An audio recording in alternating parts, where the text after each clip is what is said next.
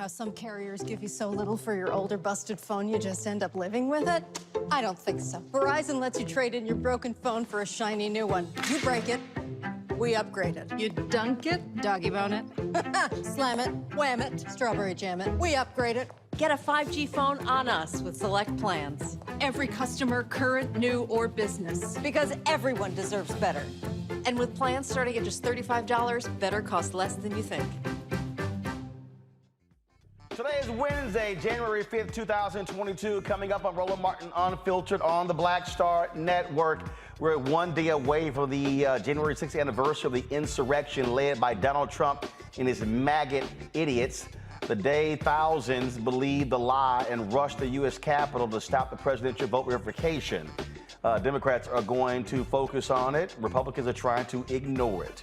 Also, the first U.S. case of Flurona has been detected in Los Angeles. We'll give you the details.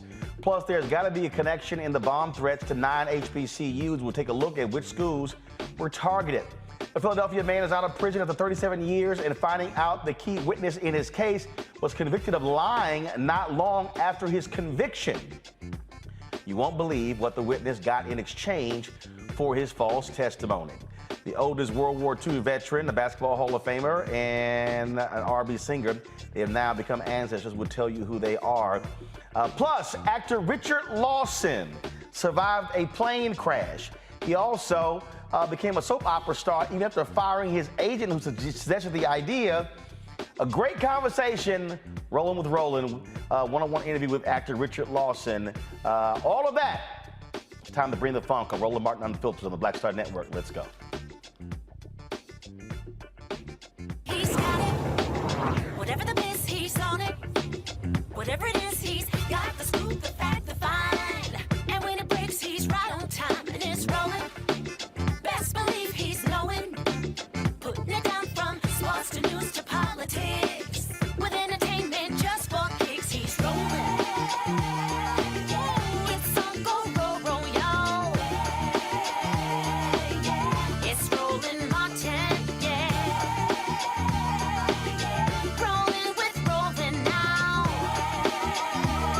He's funk, he's fresh, he's real, the best, you know he's Roland Martin now.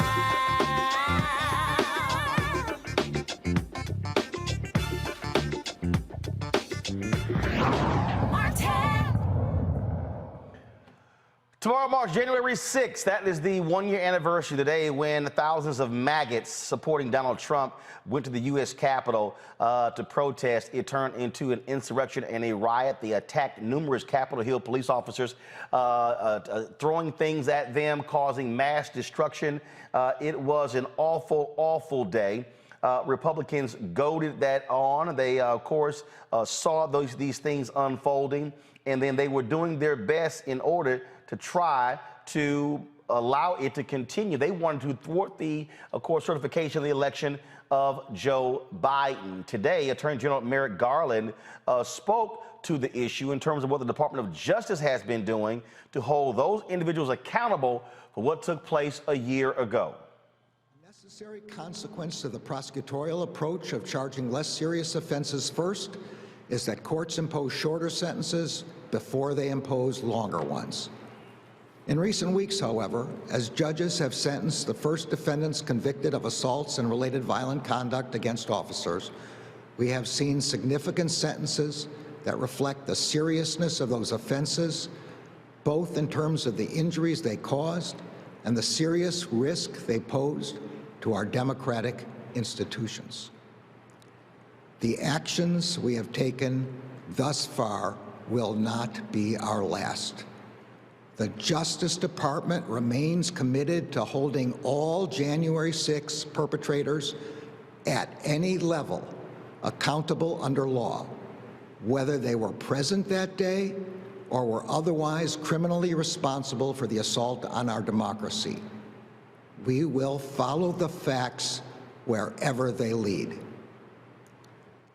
Let's go to our legal panel and talk about that. Of course, joining us right now is A. Scott Bolden, former National Bar Political Action Committee Chair. Robert joins us right now. First of all, Robert Patillo, Executive Director. This long title, y'all. Rainbow Push Coalition Peach Tree Street Project. Monique Presley, legal analyst, crisis manager. Folks, let's just be real clear here. We know who led this riot. We know who instigated this riot.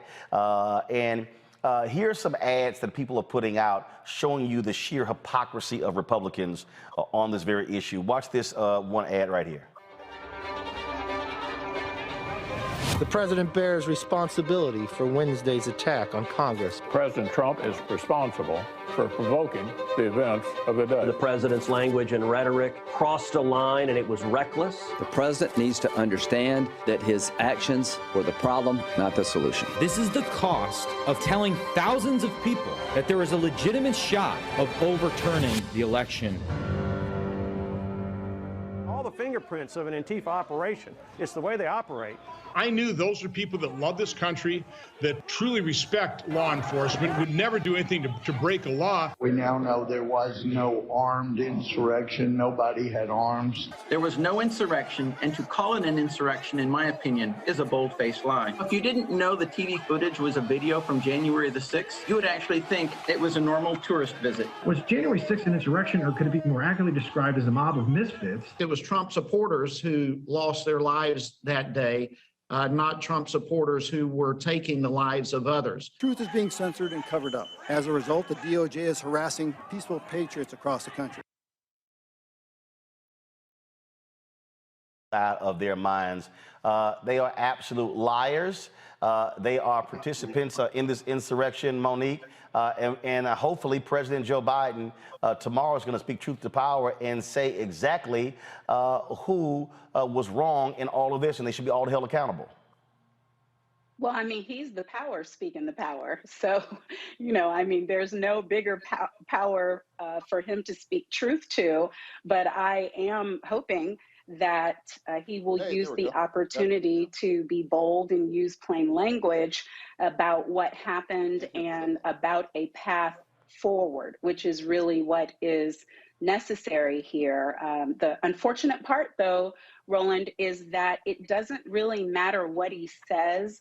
There is a group, we're calling them fringe, but it's not really fringe if we don't know an accurate count on the numbers. There is a group that no matter what he says, they view him as an illegitimate president. They view anything that he says as a lie, and they skew any and everything they hear in order to keep themselves and keep the former president blameless. And there is nothing that can be done in one speech tomorrow to fix that. This is what Jen Psaki, the White House spokesman, had to say about President Biden's plans tomorrow. Tomorrow the president is going to speak on Capitol Hill. Is he going to address his predecessor's role in the riot? Yes, and let me give you a little more preview of that. In addition, and I know I noted this yesterday, but I think it's important for people to let me briefly reiterate, the president is going to speak to the truth of what happened, not the lies that some have spread since, and the peril it posed to the rule of law and our system of democratic governance. He will also speak to the work we still need to do to secure and strengthen our democracy and our institutions, to reject the hatred and lies we saw on January 6th, and to unite our country. I'd also note that President Biden has been clear-eyed about the threat the former president represents to our democracy, and how the former president constantly works to undermine basic American values and rule of law. And President Biden has, of course, spoken repeatedly about how the former president abused his office, undermined the Constitution, and ignored his oath to the American people in an effort to amass more power for himself and his allies. He sees January 6th as a tragic culmination of what those 4 years under President Trump did to our country. And they reflected the importance to the president of winning what he has called many times, and you've heard him call many times, the battle for the soul of our nation. So just as you heard him say on January 6th of last year, I would expect that President Biden will lay out the significance of what happened at the Capitol and the singular responsibility President Trump has for the chaos and carnage that we saw. And he will forcibly push back on the lies spread by the former president in an attempt to mislead the American people and his own supporters, as well as distract from his role in what happened. So he will, of course, speak to the moment, to the importance in history of the peaceful transfer of power, of what we need to do to protect our own democracy and be forward-looking, but he will also reflect on the role his predecessor had. Will he call Donald Trump out by name? we'll see. We're finalizing the speech, but I think people will know who he's referring to. One more question. When it comes to He should call him out by name. Scott? I mean, sure, but everybody knows who it is. Sorry, I didn't hear you. Scott, Scott, he should call him out by name. And he should keep calling him out by name. This was an incredible juxtaposition, the video that you showed, and then the statements made by these Republican leaders closer to January 6th and then later. There's just no excuse for this insurrection, this domestic terrorism. 5 police officers died. Some would argue that 10 died because of the ramifications of them being there. 140 law enforcement people were injured. These are facts, and the videos don't lie. And what's amazing about the divisiveness in this country is that there is a significant portion of the Republican Party and of America who will believe whatever Donald Trump says, despite what they see. It's like your grandmother said, are you going to believe me or your lying eyes? And they're going to believe Donald Trump and not their lying eyes. And so it's just really, really disappointing. But the real issue for the real issue for Biden and for the DOJ is what are we going to do about this political violence or the threat of political violence as we move forward? We cannot ignore it. Whether we have to negotiate with them or whether we have to put it to bed, we cannot go into 2022 and 2024 with that segment of society out there that's willing to commit violence based on politics and the big lie. We've got to hear about that tomorrow from Biden. Robert, I just don't think you can dance around this. There are 57 people who participated in the actions on that day who are running for office as Republicans across this country. You got Donald Trump continually lying. You got Peter Navarro out there talking about they had 100 House members lined up to essentially throw this back to 6 states and have the House vote on this to steal this election. The co-conspirators are there on Capitol Hill as we speak. And I just think you don't allude to it. I don't think you sort of, go roundabout. No, I think you have to look evil in the eye and call those demonic spirits out.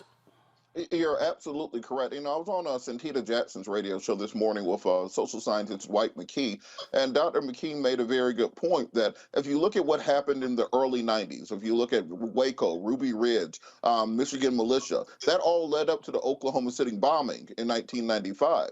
So you can very much look at January 6th as being the dry run, the practice round. Didn't really know what they were doing. They organized it last minute. People are coming in from all over the country. But what happens next time? If we do not prosecute these people, if we do not change laws, if we do not empower law enforcement to address what happened then, what happens next time when they come back better organized, better planned, and with, as you said, a majority in the House, a majority in the Senate, and a majority of those members who are part of this Stop This Steal MAGA domestic terrorism movement? What happens when the prison guards are the co-conspirators, so to say? So to think that they're just simply going to slink back into the population, go away, they tried one time and they're not going to try again. Well, that's just as antithetical to history. So unless we want to start seeing this happen at every single state house for every governor's election, every state or every local race, when it's mayor or county commissioner, you got a crowd of angry MAGAs at the door ready to overthrow City Hall. Well, you're going to have to take drastic action on the federal level to make sure that this nation knows that it's not simply election security, it is republic security. If you're in France, you'll notice they say they are the 5th French Republic. That's because those republics have risen up and fallen to dictators over and over again throughout their history. We have to stop thinking that this democracy, this republic, is eternal. If we do not stand up and fight for it, then it goes away, and we end up in the same type of authoritarian, autocratic government that they want and that they've been planning for decades. Monique, do you believe that Merrick Garland is moving too slow to prosecute those involved on January 6, 2021? No, I don't have any way of knowing what fast or slow is. He is doing a methodical, thorough investigation. And as he said in the clip that you played, and beyond that, they start at the bottom, it's low-hanging fruit, and they work their way up, and they put the pieces together to get to a place where whatever they can prove with evidence beyond a reasonable doubt, they charge. And so while everybody may know where we are heading and whom we believe should be held responsible, there really is only one right way for the Justice Department to do their job. That doesn't mean, however, that there aren't other agencies or other bodies of government, for instance, the legislative branch, that can't be doing other things that go along with what Robert just finished saying. We have people who are serving as members of Congress who are in fear of other members of Congress who are gun carrying, who are threat wielding, who voted against the legitimacy and the peaceful transfer of power, and they are walking around in office. So there have to be ways to censure and to remove people who do not stand for this government that they took an oath of office to protect. So I think everything has to happen at once, and I think it is happening at once, but I think rightly so. We will not know what the Justice Department is doing until they do it. Bottom line here, Scott. Bottom line here, Scott. You cannot play footsie with evil. These people are evil. You must call them out. They must be arrested. Yes, Democrats should be moving to throw out Congressman Paul Gosar, throw out Lauren Boebert, throw out Marjorie Taylor Greene. I don't give a damn what Kevin McCarthy has to say. Republicans are going to defend their own regardless of whatever they do, and you must expose these people for the menace to society that they are. And it's offensive. It's just outright offensive. It's not loyalty. They're not patriots. They're not loyalists to democracy. They're loyalists to power and politics and violence. And you saw it unfold there. And so what's moving too slow, in my opinion, is why hasn't Donald Trump been charged or subpoenaed to come before the committee that's investigating this? Why haven't the 100 co-conspirators in the House, perhaps some in the Senate, been subpoenaed to come testify?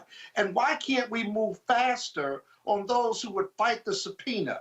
Fight a subpoena to come give testimony for bad acts being committed, treasonous acts, insurrectionist acts against 2/3 of our government, attacks on our democracy, and these are elected officials. It is just downright unbelievable. And I got to tell you, the precursor to a potential civil war. Again, if we don't prosecute these people, but do more, but address this divisiveness in this country, because that's where we're headed. This democracy hasn't been challenged in several centuries, if you will, but there's no reason to stop and not think that this democracy could be challenged again by these divisive, far-right conservative extremists. We better take notice because it's a real possibility. Robert, this is what Senator Chuck Schumer, the majority leader, had to say today in the Senate Rules Committee as they talked about January 6th. Let's be clear. Let's be very clear. January 6th was not merely a census act of mob violence that sprung up spontaneously. It was an attempt to reverse, through violent means, the outcome of a free and fair election. And make no mistake, the root cause of January 6th is still with us today. It is the big lie, pushed by Donald Trump, that is undermining faith in our political system and making our democracy, our country, less safe. The biggest threat to our Capitol Police, and our democracy is the insidious motives stemming from the big lie, propagated by the former president and many of his Republican allies across the country. We can and we will continue to make sure the Capitol is safe from a security standpoint, but without addressing the root causes of the violence on January 6th, the insurrection will not be an aberration. It could well become the norm. Real clear here, Robert. The people who were involved in this, if the Republicans win the House and the Senate after the midterms, these evil people, these menace to society, they are going to be the ones in charge. Exactly, and that's what we need to fear. And for Chuck Schumer, I think also there's a legislative aspect to it. Part of the issue that Merrick Garland has is there aren't laws on the books that make this illegal, quite frankly, and what many of these people have done. So what a lot of these people are charged with are misdemeanor trespassing charges, being in the Capitol not during tour hours, and that's where they're getting these light sentences, 90 days in jail, 6 months in jail, along those lines. Meanwhile, there's somebody sitting in jail for 20 years over weed, and so another person who stormed the Capitol gets 60 or 90 days in custody. So Congress has to go through and actually create a suite of legislation that will ensure that if this happens again in the future, those members of Congress who are involved are automatically expelled. That should just be across the board. If you participated in an insurrection against the American government, you should be automatically expelled from Congress. They shouldn't have to vote on it. You shouldn't have to have a political majority to do so. And also for individuals who stormed the Capitol in this nature, you have to create federal charges for them to make it easier to prosecute them in the future. That sends the message this will not be tolerated in this democracy. And frankly, I think you can get moderate Republicans on board with that. Bottom line here is, again, let me remind people, these are the people who will be in charge if nothing is done. I need people to understand that. And so if you dance around it, you play cute, nah, that's not how you deal with evil. You must confront it head on. All right, folks, hold tight 1 second. I got to go to break. When we come back, more on Roland Martin Unfiltered, including our daily report on Black and Missing. Also, bomb threats against 9 HBCUs. What is happening in America? You're watching Roland Martin Unfiltered right here on the Black Star Network.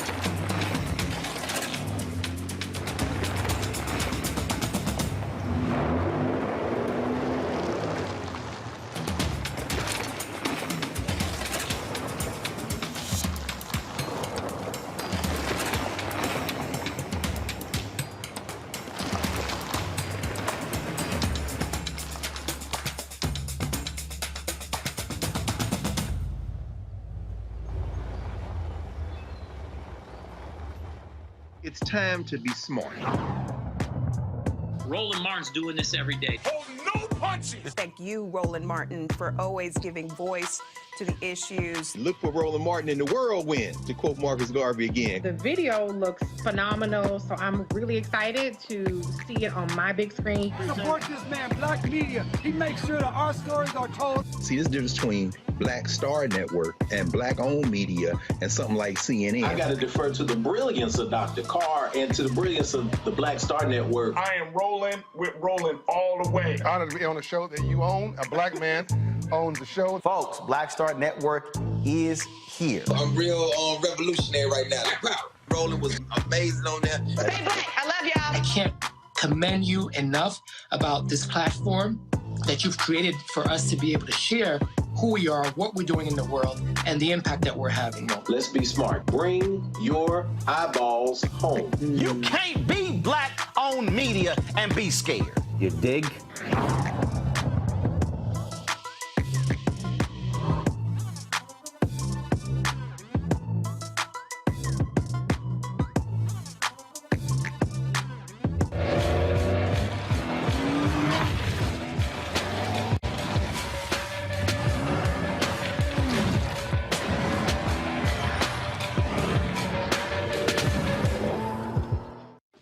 My name is Charlie Wilson. Hi, I'm Sally Richardson Whitfield. And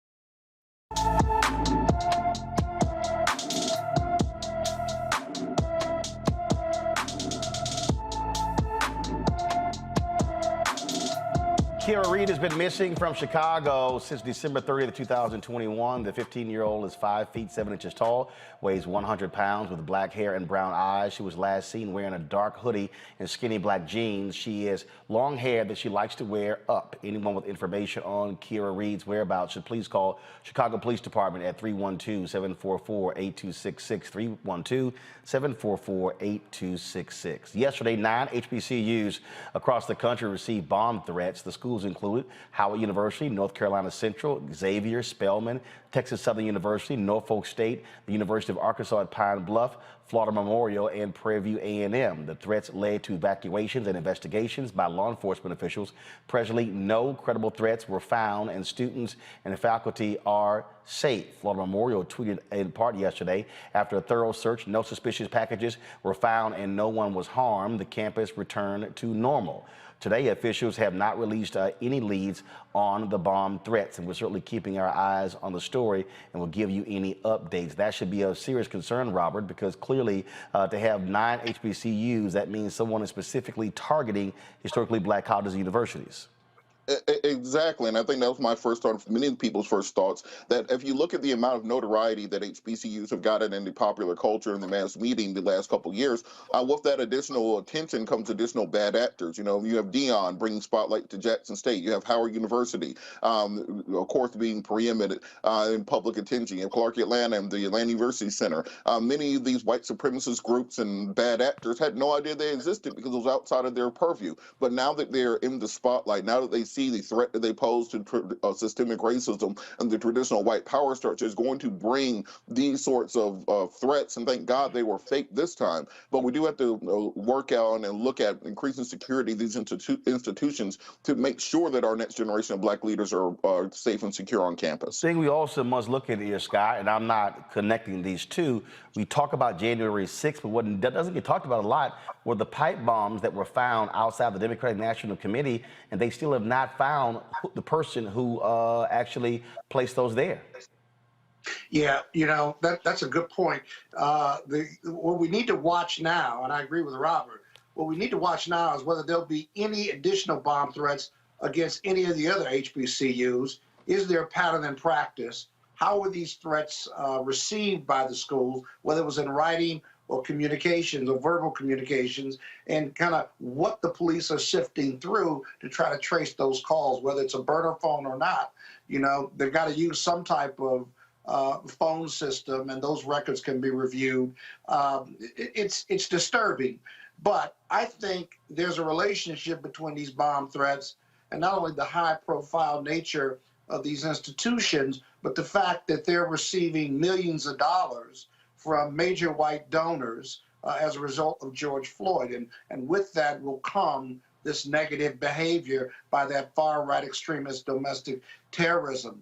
But I think they ought to be on call or be on notice and take security measures beyond the fact that this was a fake call. They've got to be on notice and be on security alert for some time now. That's the new reality. Obviously, Monique, this causes serious disruptions. You got students returning back to campus and returning to classes. And so hopefully this won't continue, but it should be of concern that it hit 9 HBCUs on one day. Yes, but what I would hope would happen, because this would not just be domestic terror or a type of terror attack, if any of them were actually followed through, it would also be a hate crime. And so there are a number of federal agencies that, one, should be involved in surveillance, and perhaps already were. I don't know what intelligence the FBI or the CIA were receiving about this before it happened, but also can be involved in the protection of these universities. So where these trigger points have happened and where we now know about it, that should be enough for there to be enhanced protection and surveillance systems across the board. All right, folks, let's talk about COVID. The first U.S. cases of Flurona have been reported in California. Flurona is having both influenza and coronavirus at the same time. The patient is described as a teenage boy with mild symptoms who tested positive for both viruses. He and his family had just returned from Cabo San Lucas. He was the only member experiencing symptoms. Only one of his parents has tested positive for COVID. Just to understand how serious this is, go to my iPad, please. The NFL is looking at having Dallas, actually Arlington, Texas, where the Cowboys play, to be the backup in case they can't play the Super Bowl in Los Angeles as a result of the outbreak of Omicron. Also, the Grammys announced they are delaying the January 31st Grammy ceremony taking place. No word from the NAACP on if they're going to be moving and changing the date of the NAACP Image Awards, which is going to be in late February. I mean, look, the bottom line is, that there's grave concern because of how Omicron is just spreading all across the country. You have a new variant that's been found in France. Now, of course, you have this Flurona. It is something that we have to pay attention to, Robert, and it is the new normal. And again, people can run around and people can keep saying, hey, this is no big deal. And you can have these folks, these anti-vaxxers out there. You got idiots like Candace Owens who goes, I would rather die than get the vaccine. Well, guess what? COVID don't give a shit about how you think. And again, sit tight. And look, I mean, look, it don't play. Look, I've had these people try to come at me. Why are you trying to tell our people to get this poison? All right. Go ahead and mess around if y'all want to. But when you look at these numbers, when I look at these healthcare professionals who are just inundated and talking about how they have been just impacted and decimated by COVID. I was reading Dr. Tyson Bell's Twitter feed yesterday and today, where he was talking about just again what it has been like dealing with this and how hard it's been difficult. In fact, they were talking about the number of people who they've had to assist and how these rooms have been filled. Don't go to my iPad yet, please. Thank you. They've been talking about how many people in terms of rooms being filling up. In fact, this year, I'm going to show you a tweet in a second. This is a tweet that Dr. Tyson Bell sent out. Reflections from another ICU week, seeing multiple family members admitted or have died from COVID. They're unvaxxed. Admitting family members of staff again, also unvaxxed. Staffing is stretched beyond thin. Same story across the country. Y'all, Omicron Delta is crushing us. Robert, Mayo Clinic announced that they're firing 700 staffers because they refuse to get vaccinated. Look, Roland, I'm not saying that we're doomed, but it's seeming very doomish. Like 2022 is starting off and it feels very 2020-ish right now. The people who are not currently vaccinated, for the most part, ain't getting vaccinated. And we just got to start, saving up to put that GoFundMe up for the funeral and all that stuff. And I hope they have some health insurance, because we have to figure out how to progress and move on as a society from people who simply are just banging their head against the wall and saying that they're not going to do the most fundamental and baseline things to protect public health. Look, you still have people who don't want to wear masks, who are anti-maskers. We are 3 years into a pandemic. How are you still an anti-masker? There's a movie on Netflix right now, Don't Look Up, where there's an asteroid coming to kill everybody, and still half of the population refuses to even look up and see the asteroid coming to kill us. That is the people who are right now refusing to get vaccinated, refusing to get boosted, don't want to social distance, don't want to wear masks. Atlanta be open on weekends. They pretend that nothing ever happened. So I'm not sure how we can ever get past this as long as you have a large portion of the population that refuses to follow science, refuses to follow even the most baseline efforts at public health. I had Omicron a couple weeks ago. I promised myself I was going to lose 20 pounds by the new year. Omicron came along and knocked that right on out. I know the feeling. If I could just get like a little bit of Omicron, just like a little bit before summer, I'm going to be bad. I'm be out there. Just the good part. No, damn that. Let me tell you. Don't say that. Let me tell you. I know what you mean. Hold on. It was rough. It was 2 rough days. I'll definitely say that. Let me tell you something right now. I dealt with it. I don't want to deal with it again. I don't give a damn about no mild symptoms.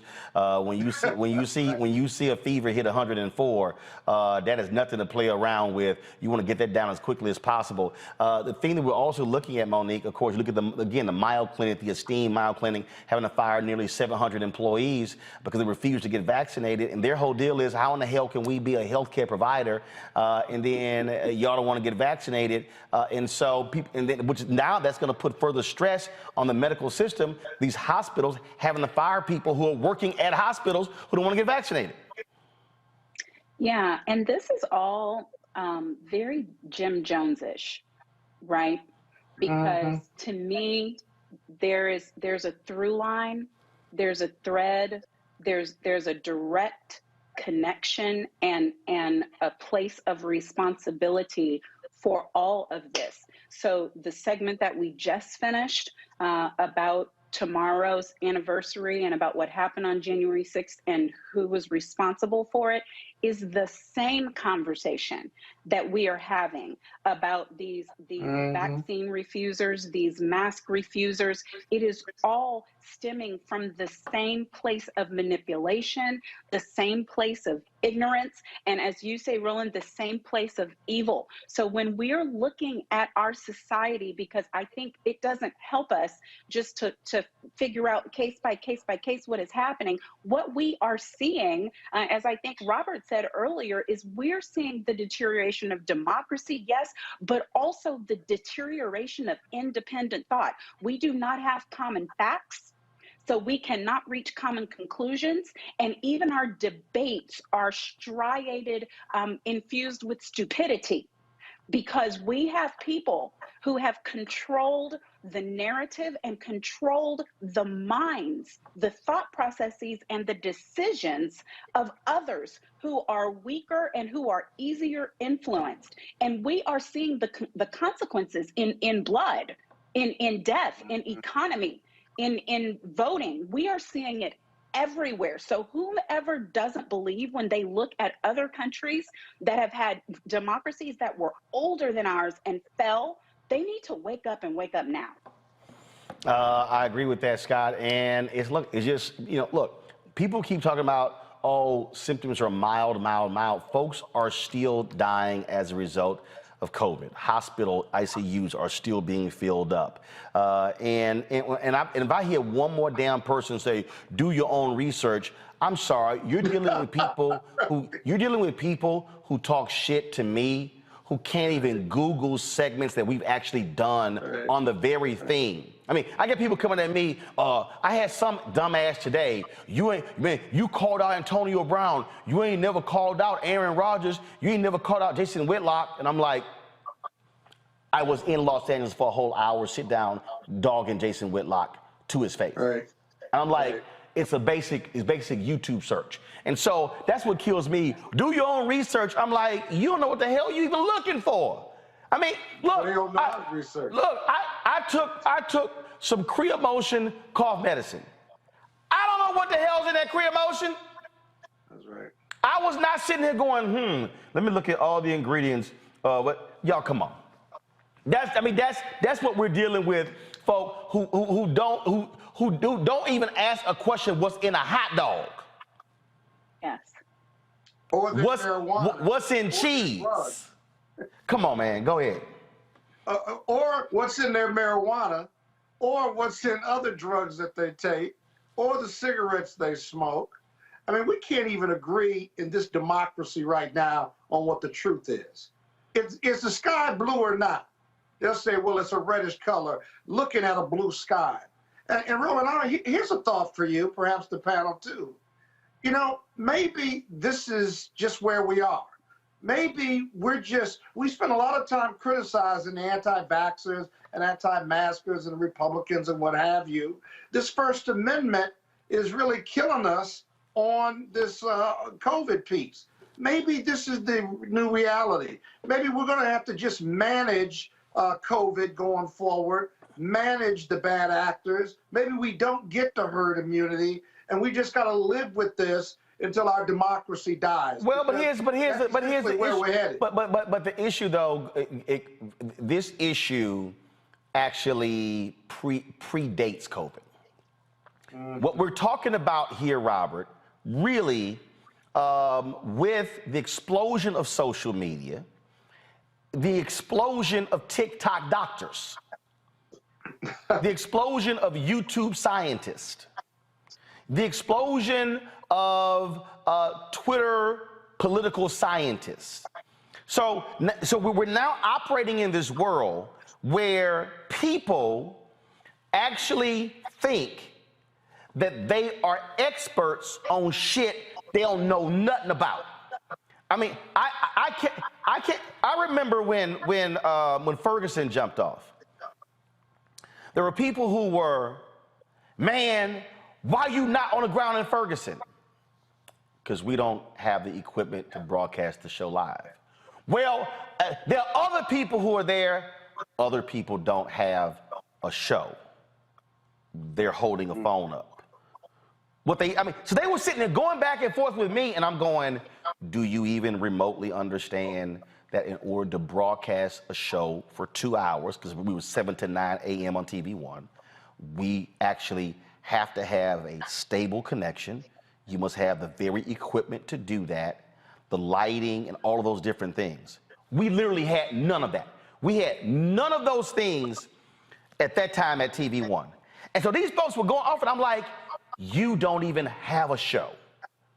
So you're telling me how to do my job when you know nothing about my job. And that's where we are, because these people think they can Google anything, and now they are an expert on how to do your job. I know people who are construction engineers. I don't even like changing a light bulb. You think I'm about to sit here and have a debate with an engineer on how to construct a building? No. That's why you hire somebody who went to school to become an engineer. But that's where we are now. We got everybody and their mama who think they on YouTube, and I got people, man, hitting me up. I had a sister who hit me up, and I'm gonna go. She said, you need to have Rizza Islam on your show. I said, to talk about COVID. I said, is he a doctor or a scientist? No. I said, why would I have him on? Well, he's well read. I said, I'm sorry, is he a doctor or a scientist? No. Well, why am I going to have him on to talk about COVID? Now, I could have easily not even mentioned his name and just could have alluded to it, but I'm giving an example. And she was going back and forth. I said, would I have a non-lawyer on breaking down the Derek Chauvin verdict? If they were an activist, that's their lane. I said, but I'm not going to have a non-lawyer breaking down the legal aspects of the Derek Chauvin verdict. I said, if I'm having a conversation about food, I'm probably going to have a chef. I'm not going to have a car mechanic who doesn't cook. Just because he read a cookbook does not make him a chef. And I think that's just where we are. We are at, well, it would be a great debate. You'd get a lot of views. And I said, I don't need them. I said, I'm not interested in using my platform talking to people who are not experts on the subject. Now, does he have an opinion? Yes. Does he have lots of followers? Yes. Do people go, oh man, I love what he has to say? Yes. That's great. And I told her they are more than welcome to listen to him on any of those platforms. But I am not going to have somebody on discussing a medical health issue who does not have any expertise in the issue. I said, send me his bio. She did. I saw where he mediated some gang dispute. I said, if we were having a conversation about how to deal with gang issues, I would more than welcome to invite him because he has experience in that. But I'm not having a conversation about COVID if you got no knowledge or experience on that very issue. And also, I think he's on some list, the 12 biggest disinformation, some list, whatever. It's a bunch of people, Robert Kennedy Jr. is on it. But again, I'm just not gonna do it. I'm just not. I am not going to waste time talking to people who are not experts or subject matter experts. It ain't gonna happen. Well, Roland, to your point, we live in a society right now where everything is up for debate. There is no such thing as expertise. It's all about who has the loudest voice, the biggest microphone. As my best friend Tyrone says, social media gives everybody an opinion, and that's the problem with it. And so you can have somebody who's a NFL quarterback debating an immunologist who has 50 years of experience in disease control under the belt. Well, they think that that's an even discussion because they're both well-known people of notoriety. And I give people this challenge who don't want to believe experts. Take all the money out of your bank account. Don't go to a financial planner. Don't go to a certified advisor. Don't go to a CPA. Don't go to an accountant. Go to your homeboy down the street who posts stuff on Facebook and just tell him, invest all my money for me. So if you're not willing to go to, if you're willing to put all of your money at risk on somebody that you saw on the internet who's not an expert or something, then why would you put your health at risk with somebody who's on the internet who does not have an expertise in something? We have to get back to at least sharing the same objective reality. Even back to the January 6th people. Those folks do not share and inhabit the same reality that the rest of us do. And so when you have different silos of information, different silos of knowledge, you can pick and choose the people you follow. You can pick and choose the truth that you want to believe in, and that only leads to continued division in the country. Because if we do not have a common core set of facts that we all can agree on, then we don't have a nation that we live in anymore. And again, this is not, I'm not singling anybody out, Monique. This is across the board. And I think what has happened is you have so much information out here, and you have people who, and I think, again, I said it before, black people, we, and it's not just us, but I see white folks doing it as well, but we fall in love with people who have rhetorical flourishes. Oh man, he dropping that knowledge. What is he saying?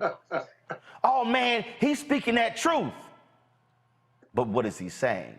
See, just because somebody sounds knowledgeable does not make what they're saying. I remember that early on, that was a guy, he was, it was a video that went around. They were like, man, listen to this doctor, listen to this doctor. He went before the school board, and man, he was dropping that knowledge. First of all, the school that he went to wasn't even a real school. And what he studied wasn't even in the subject. But he sounded so authoritative. I guess we're living now in that world. Who's that black kid who kept getting arrested for impersonating people? Remember, he went to jail, and I mean, he impersonated a doctor. That's what we got now. We got folk who literally, because of social media, are impersonating knowledgeable people, and it's just not going to happen. I was just looking at, there was a guy who was a manager for a rapper, and I was just looking at it, and he had a heart attack. And he was thanking Bun B and another guy for they were taking a picture, and he was literally having a heart attack while they were taking the picture. And he said, man, the doctor saved my life. If I'm having a conversation about cardiovascular health, I'm not talking to a gardener. It's just not going to happen. Right. And you know what? I was smiling because I have had to remind myself of that recently, because I was getting frustrated with the messaging that was going out from a number of people who have significant, very significant platforms. And of whom I hold in high esteem, but in my opinion, were putting out messaging that pushed us backward rather than forward, and that was skewed to a particular point of view that had nothing to do really with what could actually be done. And I've seen that a number of times in legal cases where, you know, we come on here on your show and we often discuss things exactly as they are, you know, where if somebody is found guilty and we knew all along based on the way the trial was going, it made sense to us, but you could have someone else to come on and it'd be like, storm the Bastille, you know, storm the Capitol. It's about white folks. It's about black folks. It's about racism. It's about classism. And it wasn't about none of that. It was about that jury, that judge, those lawyers, the poor job they did, etc. And what I've had to remind myself is it's not just ignorance that is skewing things right now. It is agendas that are skewing things.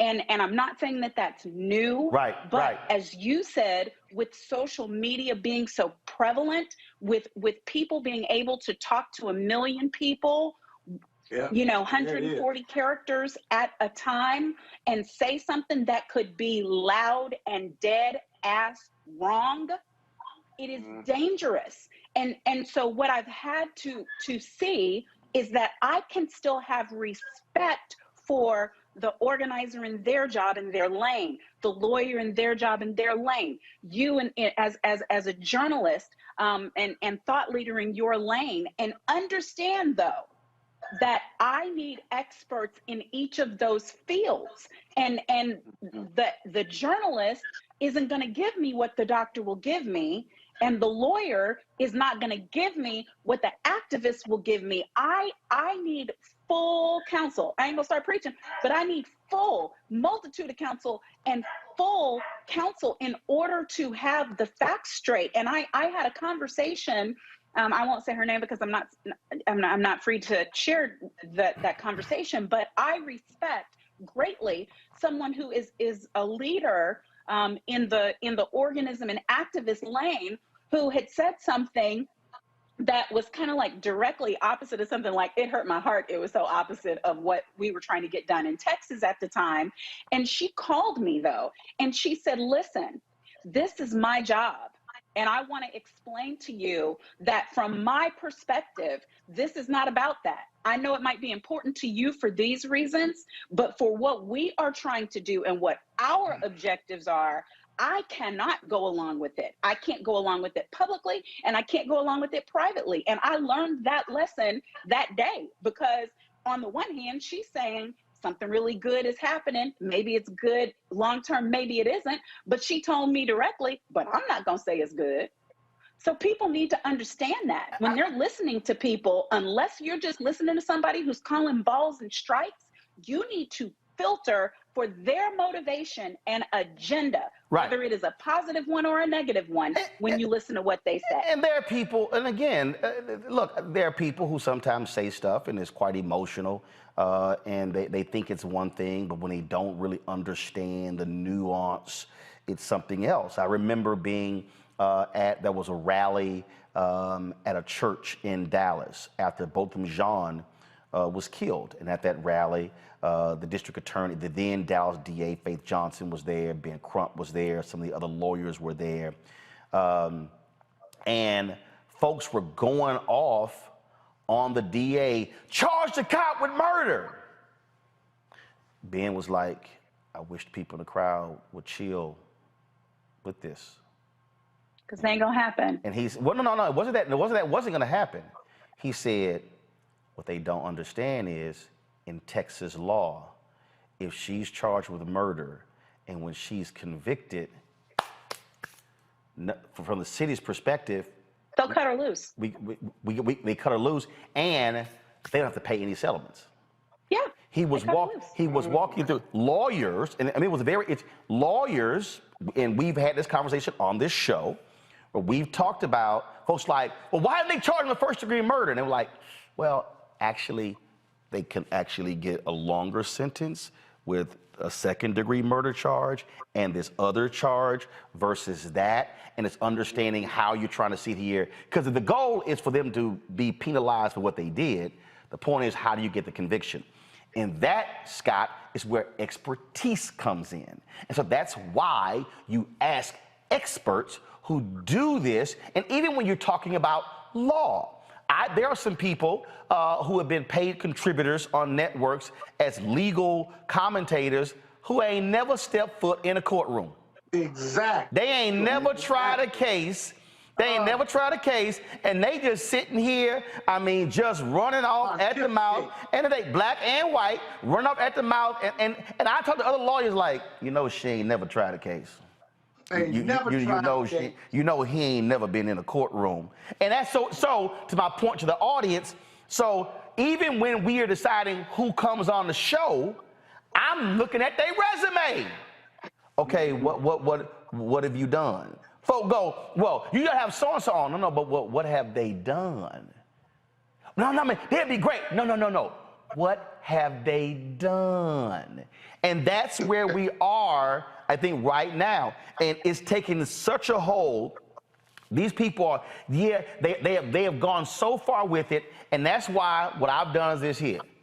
If y'all don't want to take the vaccine, fine, don't take the vaccine. But what's not going to happen, I'm not going to not counter your lies. And then what I'm not going to do is feed into the, because people say, I had somebody on YouTube said, well, why don't you have the person on to debate you and you might persuade those who follow them? No, y'all, that's the game. Nope. See, the moment, I told y'all about the people against critical race theory. The moment you booked them on the show, that's what they wanted. That's the win for them. Scott, go ahead.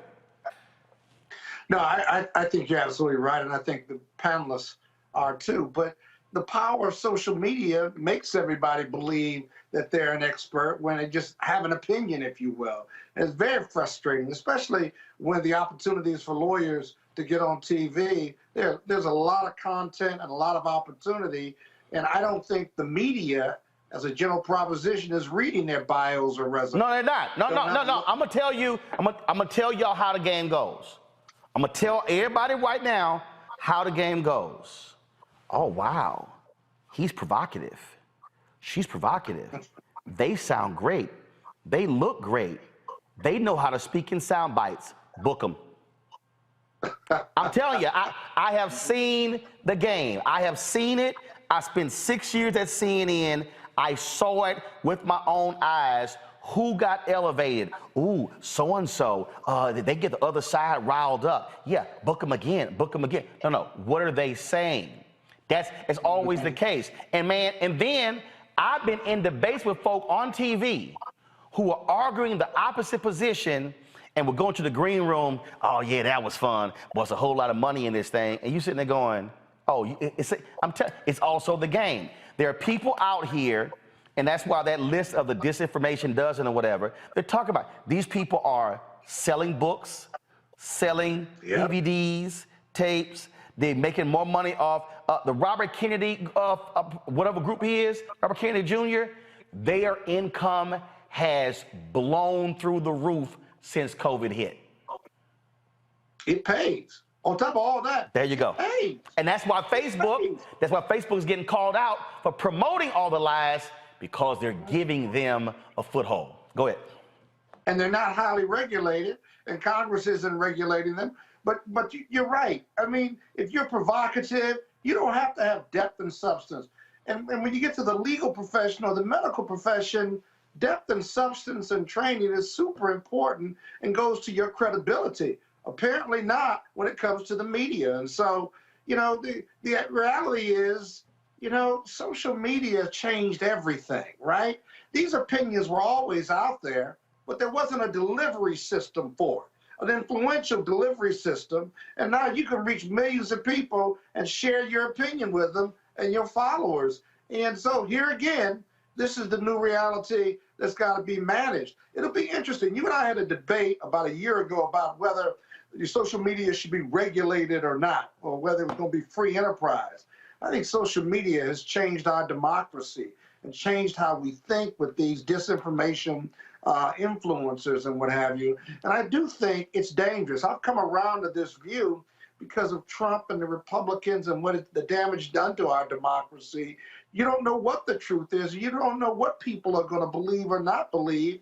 And that's really dangerous when you got a First Amendment and a Constitution and a belief that somehow political violence is a possibility and a reality in 2022 or 2024. And something's got to give. Something's got to change. And again, the people who used to be the cranks who would be in the barbershops talking to 4 or 5 people, they now can speak to 40, 50,000, 500,000, a million, and then it just reverberates, and which is why you got to have a trusted news source. That's why, folks, we tell you why it's important for you to watch this show, support this show, the things that we're doing, because it is about getting real information that is truthful. If you want to download the Black Star Network app, please do so on all available platforms: Apple phone, Android phone, Apple TV, Roku TV, Samsung Smart TV, Xbox, Amazon Fire. You can also support us via our Bring the Funk fan club. Our goal is simple: to get 20,000 of our fans annually to give an average of $50 each. That's $4.19 a month, 13 cents a day. You can give less, you can give more. We appreciate every dollar given. Cash App is RM Unfiltered, PayPal is R Martin Unfiltered, Venmo is RM Unfiltered, Zelle is Roland at RolandSMartin.com. Gonna go back, gonna do a couple of more stories. We come back on the flip side of this break. You're watching Roland Martin Unfiltered on the Black Star Network.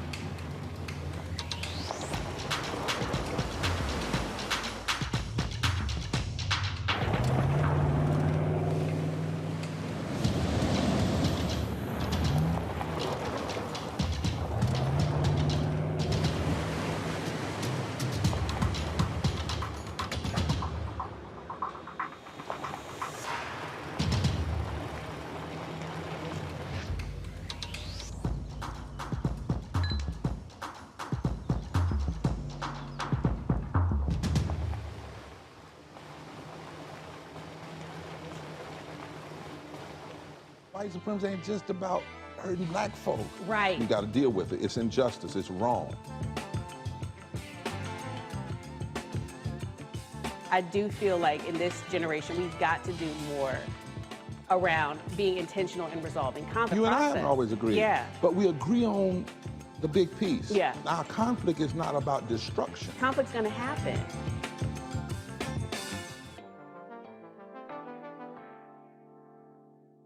Hi,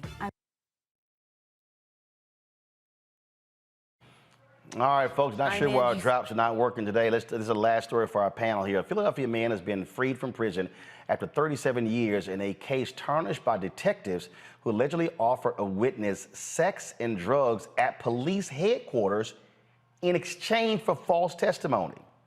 The trial witness was charged with perjury days after Willie Stokes was convicted of murder in 1984. But Stokes was never told of that perjury plea until 2015 while serving a life sentence. A federal judge has called the violation of his constitutional rights egregious. Both detectives in question, they're now deceased. The question, what happens to Willie Stokes? This is one of those things where, it's like, how do you compensate someone 37 years? What the detectives did, this is just unbelievable, Monique. Yeah, and there's no fix. There is no fix for it. There's no amount of money in the world that can compensate for a life. Whether someone is falsely imprisoned for a day or for 100 days or for 37 years, there really is no way to compensate someone for time during which they lost their liberty unjustly. So we have figured out calculations for those things. Certain cities have it where it's a certain amount of dollars per day that they use as a calculus when there is a false arrest and false imprisonment, but it does not compensate properly. And that's, of course, the same thing when you're getting a wrongful death verdict. I don't care how many millions you give a mama. There is no way that compensates for the loss of a child. So this is a tragedy and a travesty. The story here from NPR, this is what it says, Robert. One surviving prosecutor, now in private practice, did not immediately return messages seeking comment Tuesday. However, he has given a statement saying he doesn't remember either case. How convenient. And just as Monique said, there really is no solution to this. And I think we have to start going to our state legislatures and kind of pushing them to create a statutory solution for these sorts of things.